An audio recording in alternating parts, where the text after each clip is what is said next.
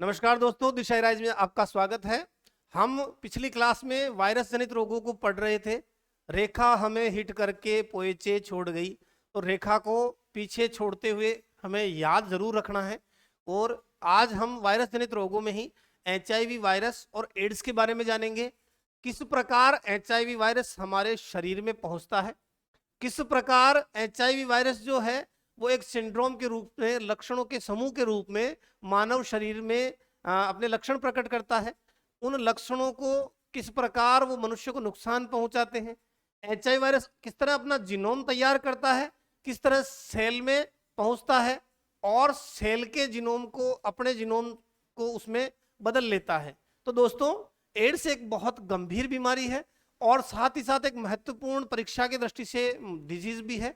तो आपको वायरस जनित रोगों में एड्स को एक अच्छे से ढंग से पढ़ लेना है।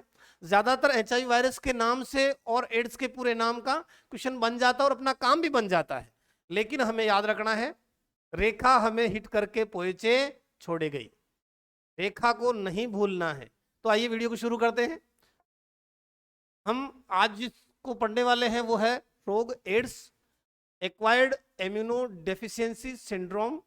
इससे पहले हम जो वायरस जनित रोग पढ़ रहे थे, अपने को एक लाइन याद रखनी है। लाइन क्या है? लाइन है, रेखा हमें हिट करके मैं नीचे लिख देता हूं ताकि करके का कोई रोल नहीं है, अपन लाइन बनाने के लिए लिया है इसलिए ब्रैकेट में लिख रहा हूं।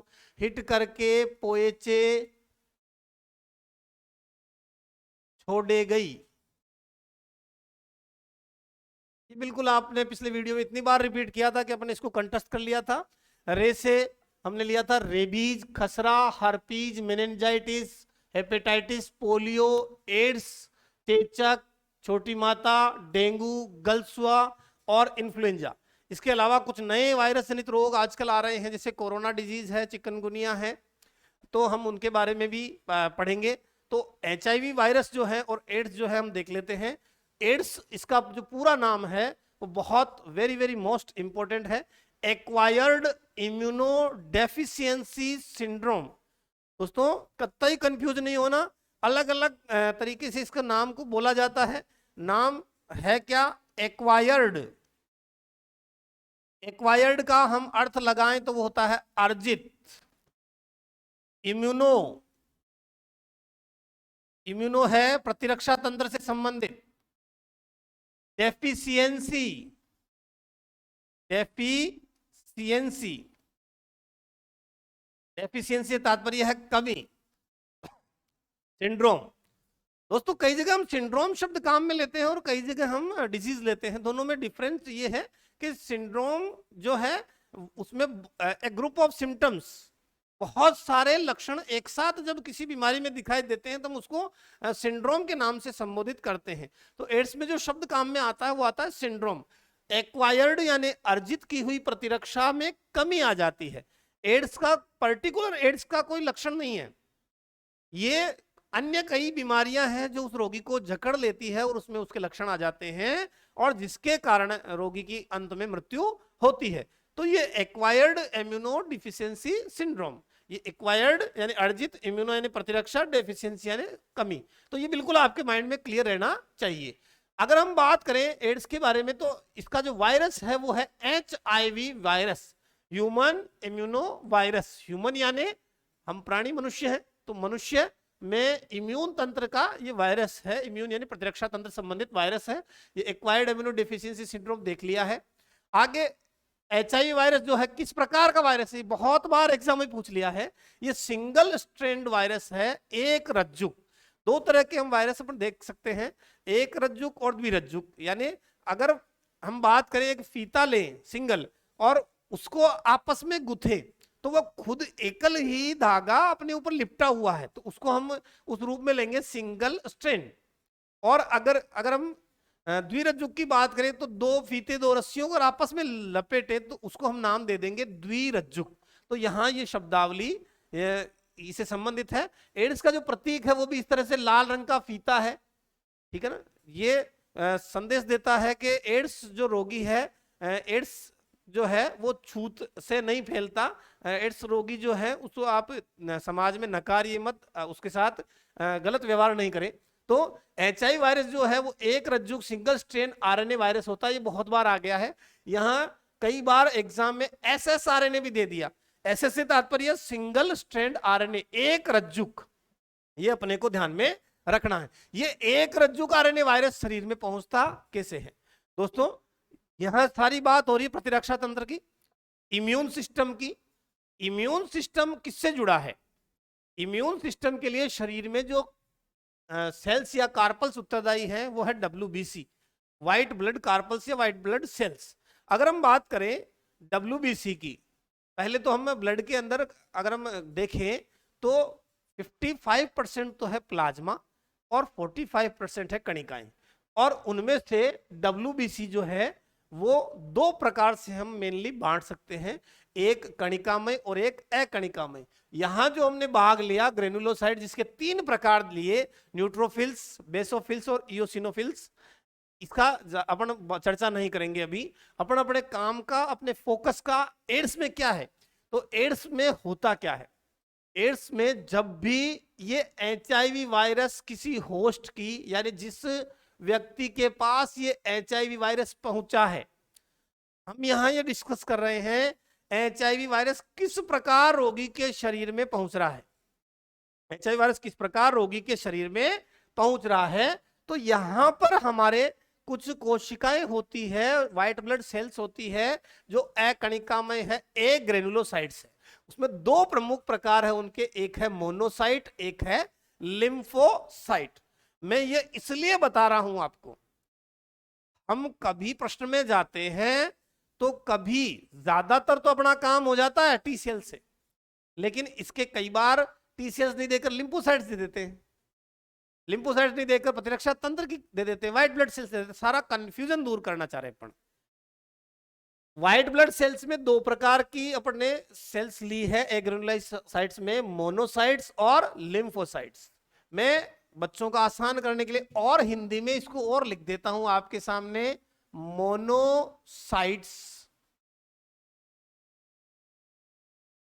और ये है लिम्फोसाइट।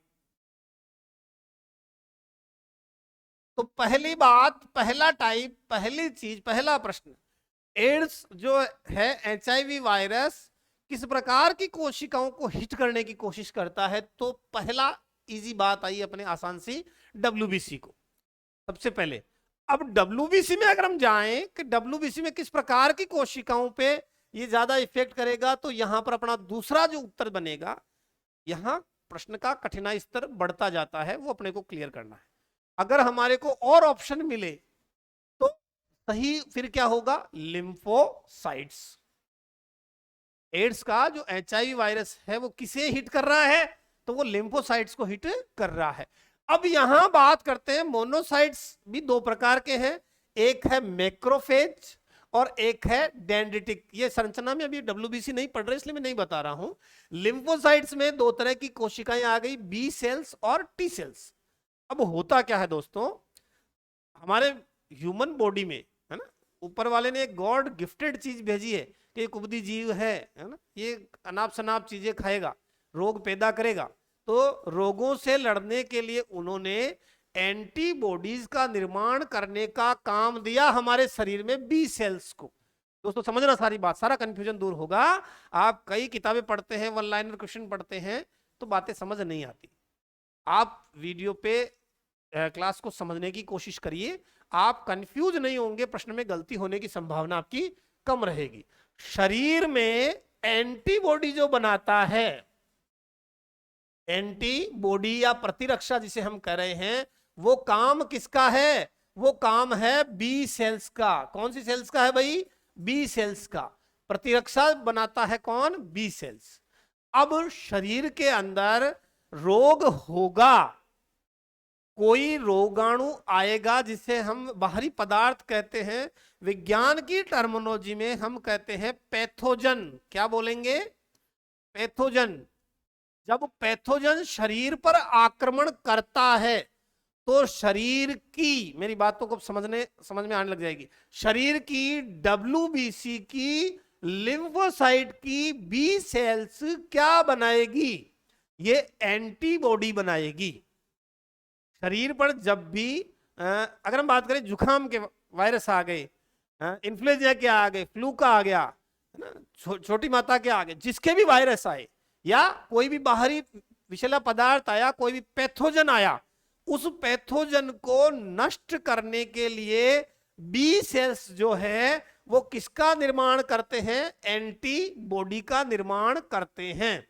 और ये एंटीबॉडी किसको नष्ट करती है? पैथोजन को नष्ट करती है। अब जब पैथोजन को नष्ट कर देती है, खत्म कर देती है, तो जब लड़ाई झगड़े होते हैं तो वहां पर लड़ाई झगड़े के अवशेष बच जाते हैं, गंदगी बच जाती है, खून खच्चर बच जाता है। तो वो मैक्रोफेजेज क्या करते हैं? इसको ऑर्डर देते हैं कि वहां जो लड़ाई झगड़े हुए, वहां जो हथियार बच गए, वहां जो गंदगी हो गई, उस गंदगी को मैक्रोफेजेज चबाकर खाकर खत्म करती है। वापस अपन रिपीट करते हैं। शरीर में क्या आया? बाहर से पैथोजन आया। पैथोजन को डब्ल्यूबीसी की, लिम्फोसाइट की बी सेल्स ने क्या किया? खत्म किया। किससे? एंटीबॉडी से। जो कुछ टुकड़े बचे हुए, मलबा बच गया, उसको ठिकाने किसने लगाया? जैसे फिल्मों में विलेन कहता है ना, मारने के बाद में अपने साथी को जा इसको ठिकाने लगा देना। तो ठिकाने लगाने का काम कौन कर रहा है? ये मैक्रोफेजेस कर रहा है। अब जब मैक्रोफेजेस ने उसे नष्ट कर दिया, लेकिन यहां बात यह आती है, एंटीबॉडी आया, मैक्रोफेजेस ने उसे नष्ट किया, ये सूचनाएं दी किसने? यहां से हमारा प्रश्न शुरू होता है। प्रश्न ये है कि टी सेल्स जो हैं, टी सेल्स जो हैं वो दो प्रकार की हैं।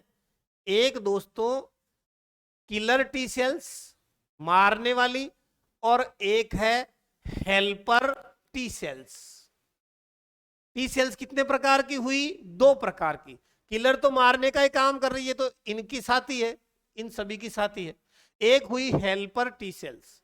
ये हेल्पर टी सेल्स चुगलखोर है, ये डब्ल्यूबीसी की चुगलखोर है हेल्पर टी सेल्स। ये क्या बताती है? ये इंफॉर्मेशन, सूचना प्रदान करती है। ये सूचना क्या प्रदान करती है? ये सूचना प्रदान करती है कि बाहर से कौन आया है? बाहर से पैथोजन आया है ना, और वो शरीर को नुकसान पहुंचाने वाला है। तो तुरंत एक्टिव होता है कौन? बी सेल्स, एंटीबॉडी बनाता है, किलर सेल के साथ मिलकर किसको मारता है? पैथोजन को मारता है, और मैक्रोफेजेज सारे निशान मिटा देता है। इस तरह शरीर में हम रोगों से लड़ते हैं। अब ये जो एचआईवी वायरस है, खतरनाक क्यों है? ये एचआईवी वायरस हिट वहां करता है जो सूचना पहुंचाता है, यानी ना रहेगा बांस और ना बजेगी बांसुरी, काम ही खत्म कर दिया। ये हिट करता है हेल्पर टी सेल को। और ये एग्जाम में इस बोर्ड का दोनों पूरे नाम एचआईवी एड्स के बाद में तीसरा सबसे इंपॉर्टेंट पूछा जाने वाला प्रश्न है। एचआईवी वायरस जो है वो किसको नष्ट करता है? हेल्पर टी सेल को नष्ट करता है। और हेल्पर टी सेल्स के एक CD4, या याद रह जाएगा CD4, इसको ये नष्ट कर देता है। तो दोस्तों CD4 के अंदर कौन पहुंच गया? एचआईवी वायरस यहां पहुंच गया। ये CD4 क्या बला आई भाई? नहीं, तो ये CD4 है एक रिसेप्टर प्रोटीन है। इस रिसेप्टर प्रोटीन में कौन घुस गया? HIV virus. और इसने अपने सिंगल स्ट्रेन आरएनए को डबल स्ट्रेन में बदल लिया, और बदलते बदलते अब हेल्पर टी सेल्स जैसे बढ़ेगी वैसे शरीर में एचआईवी वायरस बढ़ने लगेगा। जितना समय निकलेगा उतनी ही एचआईवी वायरस रोगों से लड़ने की क्षमता को कम कर देगा। तो दोस्तों यहाँ 2-3 सवाल अपन इससे निचोड़ निकालते हैं। पहली बात, शरीर में रोगों से लड़ने की कौन सी कोशिकाएं? White blood cells. White blood cells में कौन सी? तो एड्स में, एचआईवी वायरस में कौन संबंधित है? लिम्फोसाइट्स। लिम्फोसाइट्स में कौन सी? B lymphocytes. तो क्या बना रही है? एंटीबॉडी। एचआईवी वायरस किस पर आक्रमण करता है? हेल्पर टी सेल्स पे। किस पर आक्रमण करता है? हेल्पर टी सेल्स पे। बिल्कुल क्लियर हो गया, हेल्पर टी सेल्स पे ये आक्रमण करता है।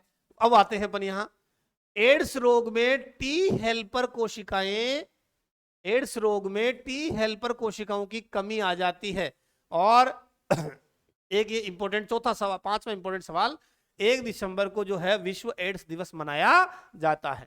साल के अंतिम महीने के पहले दिन, साल के अंतिम महीने के पहले दिन, ये 1 नंबर बीमारी है, खतरनाक है, इसलिए 1 तारीख को, ठीक है।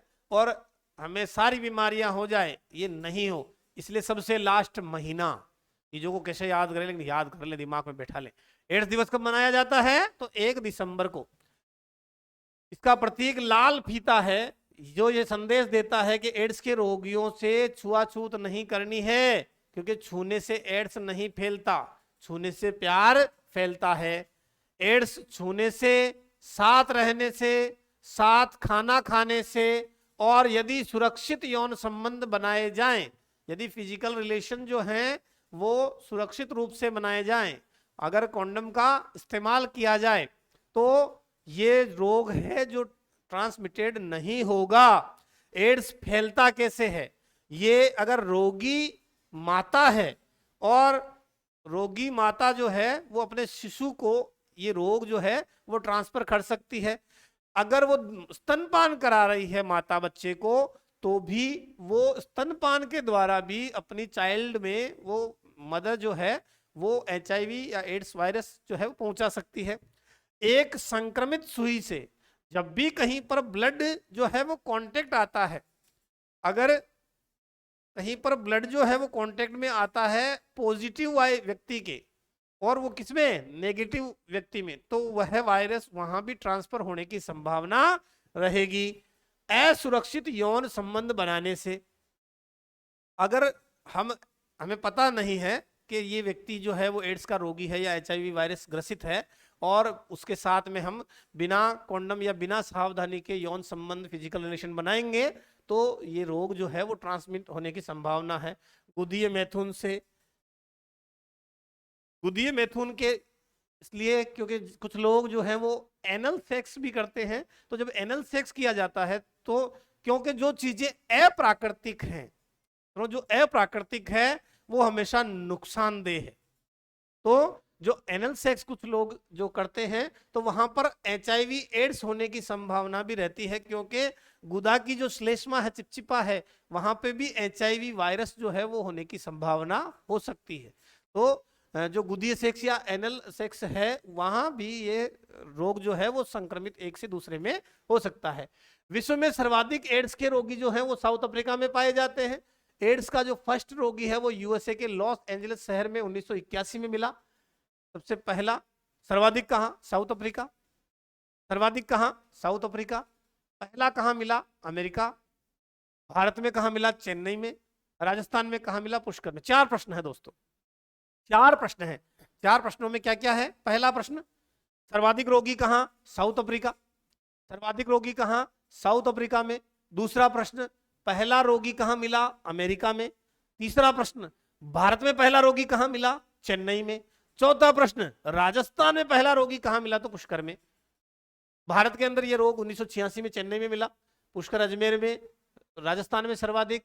लगभग ऐसा मानते हैं कि भारत में एड्स से लगभग 6 राज्य जो हैं वो टॉप राज्य हैं जो एड्स रोगी जहां ज्यादा पाए जाने की संभावना है। कौन कौन से राज्य हैं?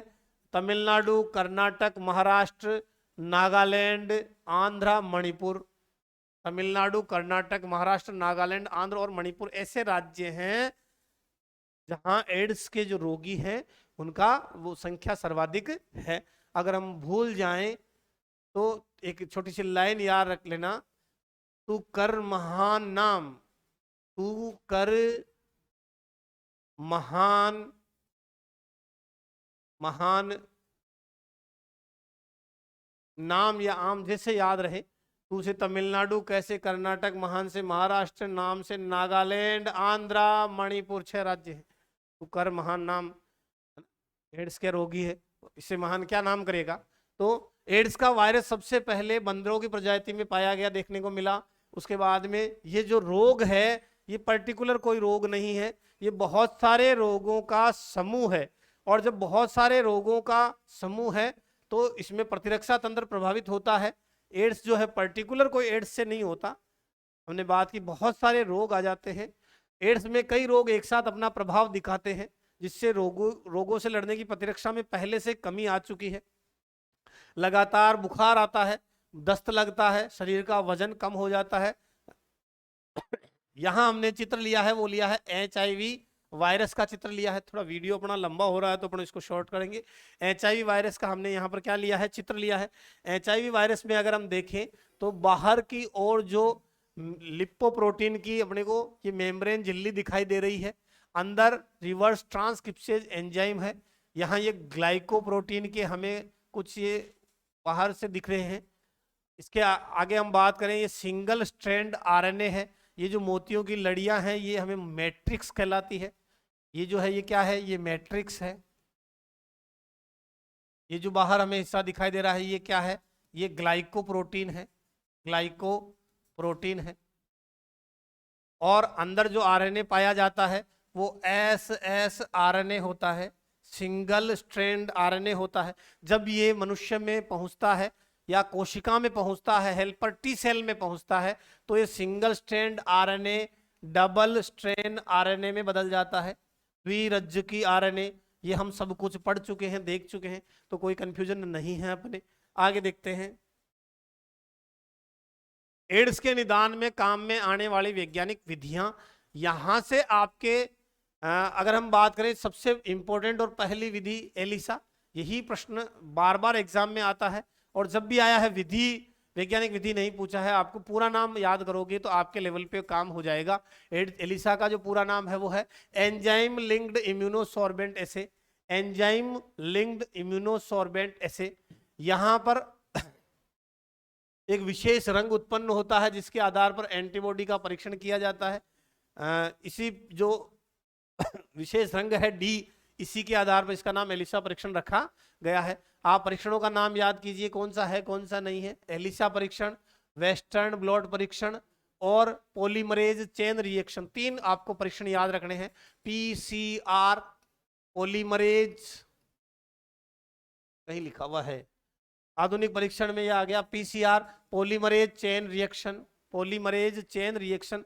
किसी भी रसायन के पीछे यदि एज लगता है तो उसे हम क्या बोलते हैं, वो क्या है, वो कोई एंजाइम है। किसी भी रसायन के पीछे ओज लगता है तो वो क्या है, वो कार्बोहाइड्रेट है। किसी भी एंजाइम के पीछे एज लगता है तो वो क्या है, एंजाइम है। ओज लगता है तो वो क्या है, कार्बोहाइड्रेट है। आगे देखते हैं, एड्स के इलाज के लिए औषधि। ज्यादातर एग्जाम के अंदर जो औषधि पूछी है, बार बार अपन एग्जाम के प्रश्न भी लेंगे इसमें, वो है AZT एजिडोथाइमिन। ये रोग का इलाज नहीं कर रही। एड्स में जो औषधियां दी जाती है वो रोग का इलाज नहीं करती, वो लक्षणों को, HIV वायरस संक्रमित होना ही एड्स का रोगी होना नहीं है, तो उस रोग के लक्षणों को कंट्रोल करने में ये मदद करती है। एजिडोथाइमिन औषधि जो है, इन औषधियों द्वारा इलाज की विधि को ART anti retroviral therapy, ART, ये एग्जाम में 2004 में जब इसको लागू किया गया था तो कुछ प्रश्न पूछा गया था यहाँ कि ART क्या है, ART कब लागू हुई, तो anti retroviral therapy, anti retroviral therapy, retrovirus जो एड्स है। आगे अल्वोक, ये एड्स का एक टीका है, कारगर हालांकि उतना ज्यादा नहीं है लेकिन चल रहा है। युगांडा शहर में इसका उपयोग किया जा रहा है। अफ्रीका में ये रोग ज्यादा भयानक रूप में देखने को मिलता है। भारत में एड्स नीति की जो घोषणा है, ये कुछ ऊपरी प्रश्न है आपके एग्जाम में पूछे जा सकते हैं। तो घोषणा जो है एड्स के ऊपर नीति बनी वो 1998 में बनी, और नेको एक संस्था बनाई, national AIDS control organisation, NACO NACO, national and control organisation. तो national AIDS control organisation, AIDS शोध संस्थान कहां पर स्थित है, तो पुणे के अंदर है। अगला जो हमारा रोग है वो है चेचक। चेचक का लगभग उन्मूलन हो चुका है, लेकिन हम 2 रोगों में कंफ्यूज रहते हैं। एक चेचक और एक छोटी माता, और एक रोग और खसरा भी हम पढ़ चुके हैं, रूबेला वायरस। तो हम दो चित्र यहाँ देख पा रहे हैं, इन दो चित्रों में हम अंतर कर पा रहे हैं कि अंतर क्या है। यहाँ पर जब हम छोटी माता की बात करते हैं, जब हम छोटी माता रोग की बात करते हैं तो कुछ पित्तिकाएं बनती है जिसमें पानी भर जाता है। यहाँ पर लाल निशान हमें दिखाई दे रहे हैं। तो ये जो रोग है, ये इस प्रकार के अगर चकत्ते बन रहे हैं तो उसे हम नाम देते हैं चेचक। और इनके जो रोग कारक हैं वो भी सिमिलर से नेम है। यहाँ देखना, चेचक जिससे होता है वो है वेरिओला, और छोटी माता जिससे होता है वो है वेरीसेला, वेरिओला वेरीसेला, ठीक है, वेरिओला वेरीसेला। ये आपको याद रखना है, दोनों वेरी है, दोनों वेरी है, ठीक है, वेरिओला और वेरीसेला, ठीक है। और सेल किसको करना है? सेल चिकन को करना है। कभी भूल जाओ आप तो याद रखने के लिए याद रखना, सेल किसको करना है कंफ्यूजन में, क्योंकि जब भी प्रश्न आता है तो दोनों ऑप्शन मिलते हैं, वेरिओला भी और वेरीसेला भी। अपने को एबेसेड में पिक करना है। आंसर हमारा क्या होगा? सेल किसको करते हैं? चिकन को करते हैं। ओले को कोई सेल करते हैं? ओले तो गिर जाते हैं, उल्टा नुकसान पहुंचाते हैं, है ना। तो सेल किसको करते हैं? चिकन को करते हैं। तो चिकन पॉक्स, है ना, चिकन पॉक्स जिसे हम छोटी माता कहते हैं, उसका वायरस तो है वेरीसेला। और जब हम बात करते हैं चेचक की तो उसका वायरस है वेरिओला। एक बार एग्जाम में ये प्रश्न पूछा हुआ है कि चेचक का जो टीका है उसकी खोज किसने की थी? चेचक के टीके की खोज किसके द्वारा की गई? सबसे पहले वैक्सीन जो बनाई गई वो एडवर्ड जेनर ने। वैक्सीन जिसे हम इंजेक्ट के रूप में, जिसे हम कहते हैं टीका, सबसे पहले किस रोग का बना? तो चेचक का बना। इसीलिए जल्दी उन्मूलन भी हो रहा है। चेचक जो है इसका टीका किसने बनाया? एडवर्ड जेनर ने। किसने बनाया? एडवर्ड जेनर ने। जेनर से याद रख लेना, अपने मारवाड़ी में कहते हैं जूना। जूना यानी पुराना, जूनागढ़ भी है बीकानेर में, तो जूना यानी पुराना। तो जूना या जेनर। सबसे पहले टीका कौन सा? जेनर ने बनाया।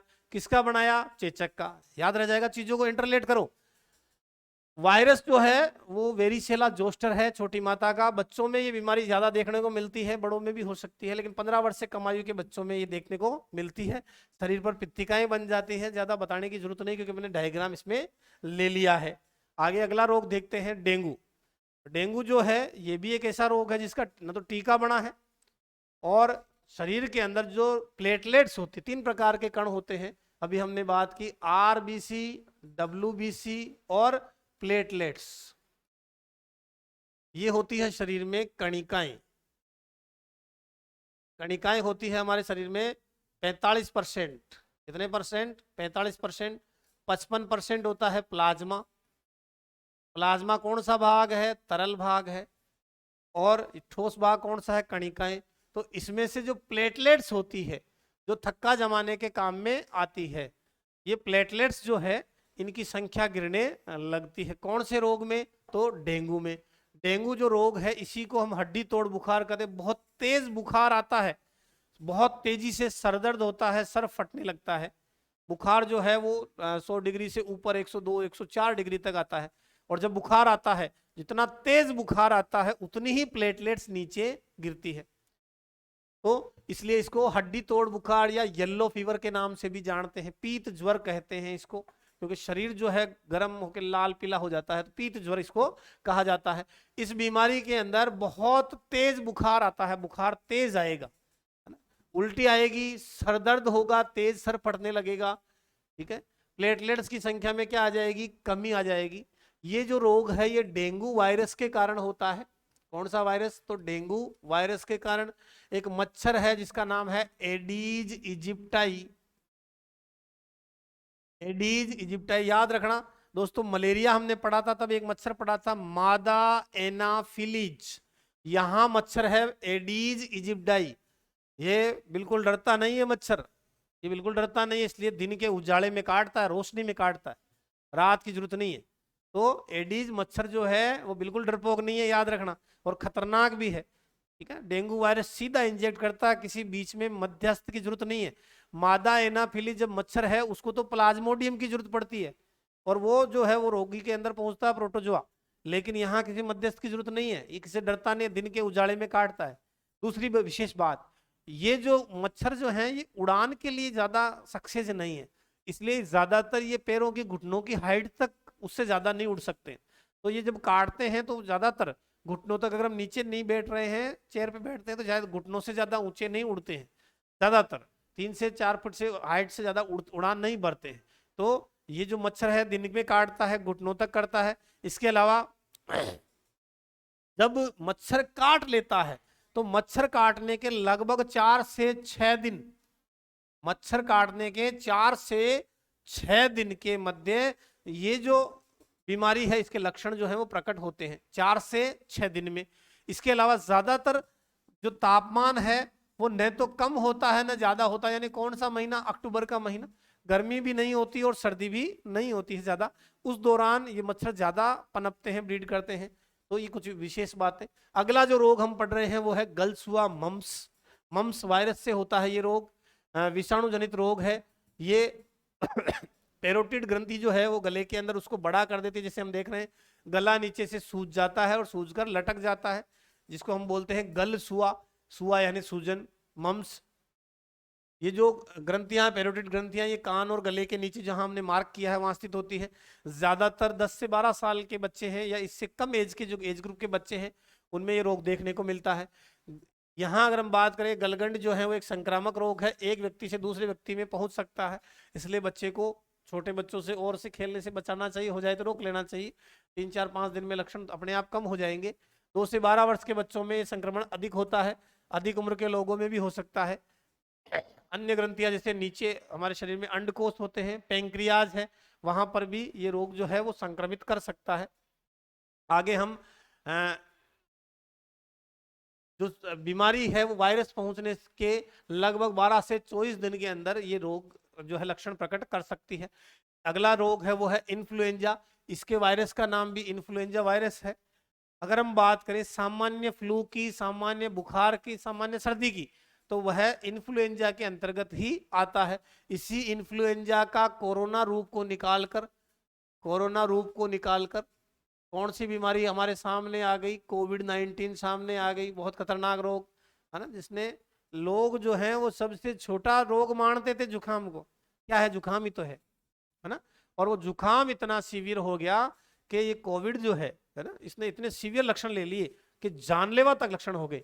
तो यहाँ फ्लू के अंदर क्या होता है, नाक बहना आ जाता है, ठंड लगती है, छींक आती है, गला खराब, मांसपेशियों में दर्द, पसीना। जब कोविड चला तो कोविड के लक्षण इन्फ्लुएंजा या फ्लू से मिलते जुलते थे, इसलिए पहचान करना मुश्किल है कि कौन सा सामान्य फ्लू है और कौन सा कोविड है। आजकल कुछ रोग और ज्यादा चलन में आ रहे हैं, कुछ राम अपने सामने ज्यादा आ रहे हैं। उनमें से अगर हम बात करें तो वो पहला जो सबसे खतरनाक कोरोना वायरस रोग, जिसे हम कोविड-19 के नाम से जानते हैं। दोस्तों, नाम कोविड-19 ये रोग का नाम है, और इसमें जो 19 है वो मतलब है 2019 में। इसका जो लक्षण है या प्रथम रोगी किस वर्ष मिला, तो 2019 में। अब 23 आते आते हम भूल जाएंगे, फिर याद करेंगे यार 20 था या 21 था, 19 में तो नहीं आया होगा। तो आप रोग के नाम में ही कोविड की जगह कोविड-19 याद करें। ये जो है ये SARS-CoV-2 वायरस के कारण होता है, जिसे हम कोरोना वायरस जो है, एक फैमिली है, उस समूह का ये मेंबर है। कोरोना फैमिली के समूह का ये मेंबर है SARS-CoV-2। इस वायरस से ये रोग जो है वो होता है। अधिकांश लोग जो है वो श्वसन संबंधी बीमारी का जो है, श्वसन संबंधी समस्याएं इसमें उसका अनुभव करेंगे। लक्षणों के अंदर जो है वो सांस भरना, ऑक्सीजन लेवल की कमी होना, गंध चली जाना, गंध का ज्ञान, स्वाद का ज्ञान नहीं होना, और तेज बुखार आना, और सूखी खांसी चलना। ये कुछ लक्षण जो हैं, क्योंकि कई सालों तक अब इस पर रिसर्च होगी, नई बीमारी है, इतने लोगों की इसने जान ली है, तो काफी सारी रिसर्च होगी, लेकिन जो मोस्ट कॉमनली सिम्टम ये मिले हैं। कुछ लोग गंभीर बीमार हो जाएंगे जिन्हें चिकित्सा की आवश्यकता पड़ेगी, हृदय रोगी, मधुमेह जो है, उन लोगों को इस बीमारी से बचना चाहिए, है ना। तो आइसोलेशन वाला व्यवस्था करी है ऐसे लोगों के लिए। कोविड-19 से कोई भी बीमार हो सकता है, गंभीर रूप से बीमार हो सकता है। संचरण को रोकने का सबसे अच्छा तरीका है कि हम अच्छी तरह रहें, हाथ वाथ पूरी तरह धोएं, सैनिटाइजर का प्रयोग करें। ये सब हमने इस रोग को, क्योंकि हमने पिछले कुछ सालों में जिया है, इसलिए इसके प्रति हम सभी अवेयर भी हैं। तो इसलिए इसमें ज्यादा बताने की अपने को जरूरत नहीं है। संक्रमित व्यक्ति जो है वो खांसना, छींकना, बोलना, मुंह से नाक से छोटे छोटे तरल कण निकलते हैं जिससे वायरस फैल सकता है, इसलिए हम किसका प्रयोग करते हैं, मास्क का प्रयोग इसके लिए हम करते हैं। आगे हम बात करें कुछ अन्य रोगों में, तो ज्यादातर जो इन दिनों में चला एक स्वाइन फ्लू चला, जो H1N1, ये सब प्रश्न है, यहाँ हमने ज्यादातर प्रश्न ही लिए हैं। H1N1, बर्ड फ्लू चला, H5N1, इबोला चला, इबोला वायरस, सार्स का एग्जाम में पूरा नाम पूछा है, सार्स वायरस से होता है severe acute respiratory syndrome, severe acute respiratory syndrome में फिर कह रहा हूं आपको ये सारे प्रश्न हैं।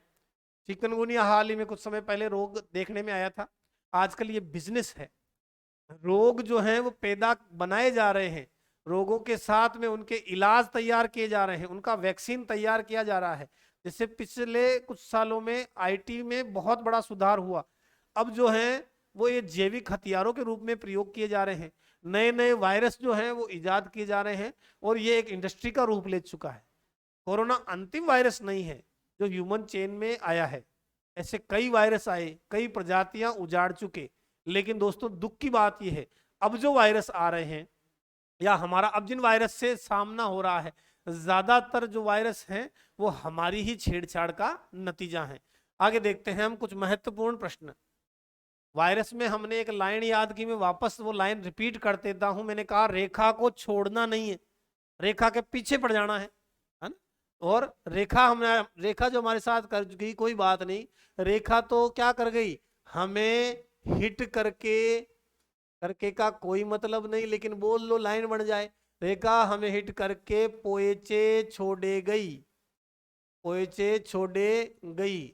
एक लाइन एक सांस में याद करें, रेबीज, खसरा, herpes, meningitis, hepatitis, polio, AIDS, चेचक, छोटी माता, डेंगू, गल्स हुआ और इन्फ्लुएंजा, बार बार रिपीट करें, रेखा हमें हिट करके पोएचे छोड़ गई, बहुत अच्छी लाइन है। निम्न में से कौन एक मच्छर जनित, मच्छर से होने वाले रोग कौन कौन से हैं, ये सभी रोग लिए अपन ने, डेंगू, चिकनगुनिया, फिलियरिसिस, चिकनगुनिया भी एडीज मच्छर से होता है, चिकनगुनिया भी एडीज मच्छर से ही होता है। मियादी बुखार जो है इसमें कौन सा अंग प्रभावित होता है, आंतें। ज्यादातर ये प्रश्न एग्जाम के लिए है, हमने इंपॉर्टेंट प्रश्न है, अपने को ये प्रश्न तो तैयार होने ही चाहिए, और हमने जो वीडियो देखा है, क्लास अटेंड की है पूरी, तो आपको याद रहेंगे। मलेरिया रोग में मानव शरीर का कौन सा अंग प्रभावित होता है, प्लीहा, स्प्लीन जिसे हम कहते हैं, स्प्लीन या प्लीहा। स्प्लीन किसमें होती है, तो लीवर के अंदर पाई जाती है, लीवर जिसे हम यकृत कहते हैं, यकृत को ही हम जिगर कहते हैं, जिगर को ही हम कलेजा कहते हैं। ये शरीर का सबसे बड़ा त्वचा के बाद में अंग है।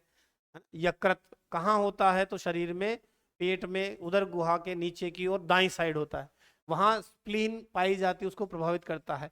खसरे का वायरस पढ़ चुके हैं हम, रूबेला। एलिसा जो है एंजाइम लिंक्ड इम्यूनोसॉर्बेंट ऐसे, ये HIV या एड्स की पहचान में काम में आता है। वेस्टर्न ब्लॉक टेस्ट भी करा था हमने, 3 टेस्ट लिए थे HIV में, एक लिया था दोस्तों एलिसा वेस्टर्न ब्लॉक टेस्ट, और एक लिया था पॉलीमरेज चेन रिएक्शन। 3 हमने अनुसंधान के तरीके लिए थे। PCR विधि को हमने आधुनिक विधि के रूप में देखा था। PCR टेस्ट है क्या, एक इम्यूनिटी टेस्ट है, कोविड के अंदर भी PCR टेस्ट हो रहे थे। HIV चॉइस एंटीजन PCR का क्या उद्देश्य है, इससे रोग की तीव्रता की जानकारी हमें मिलती है। CD4 क्या है, हमने लिया था, CD4 रिसेप्टर प्रोटीन है, रिसेप्टर प्रोटीन है। ये रिसेप्टर प्रोटीन क्या चीज है, क्या बला है, रिसेप्टर प्रोटीन ही किसको खींच लेता है, ये ही HIV वायरस को खींच लेता है। ये CD4 पाया किसमें जाता है, ये T हेल्पर सेल में पाया जाता है। ये सारा हम देख चुके हैं। HIV पॉजिटिव लोगों के लिए वर्तमान में किस तक व्यवस्था की गई है, ART हमने बात की थी, एंट्री रिट्रोवायरल थेरेपी। और ART की शुरुआत कब हुई, अगला प्रश्न होगा शायद 2004 में 1 अप्रैल। वर्तमान में एड्स के उपचार के लिए कौन सी औषधि, एजिटोथाइमिन, कभी AZT भी आ सकता है आपके, AZT, एजिटोथाइमिन। डेंगू ज्वर है किस मच्छर के काटने से होता है, एडीज इजिप्टाई मच्छर। हमने कहा था उड़ान में ज्यादा ऊंचाई तक सक्षम नहीं, डंके की चोट पर दिन में काटता है, ज्यादातर मॉर्निंग में काटता है, और अगर नाइट में हम रोशनी के बीच में रहे तो भी काटने की संभावना रह सकती है। भारत में डेंगू का पहला मामला किस शहर में आया था? कोलकाता में। पोलियो वैक्सीन का विकास किस वैज्ञानिक द्वारा किया गया? जॉन साल्के द्वारा किया गया। चिकनगुनिया किस मच्छर से होता है? हमने उस समय भी देखा था, एडीज इजिप्टाई ही डेंगू से होता है। एडीज इजिप्टाई का कारण ही कौन है? चिकनगुनिया है। तो फिर मलेरिया का रोग कारक कौन है? मलेरिया का रोग वाहक है मादा एनाफिलीज। मादा एनाफिलीज जो किसको ले जाता है? वो ले जाता है प्लाज्मोडियम को। किसको ले जाता है? प्लाज्मोडियम को। प्लाज्मोडियम क्या चीज है भाई? तो प्रोटोजोआ है।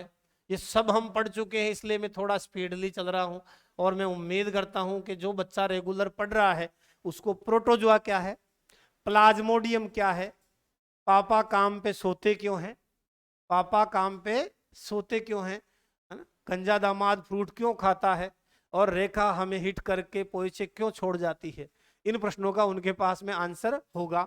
हेपेटाइटिस की संघ को प्रभावित करता है लीवर। लीवर को ही क्या कहते हैं? यकृत। इसी को क्या कहते हैं? जिगर।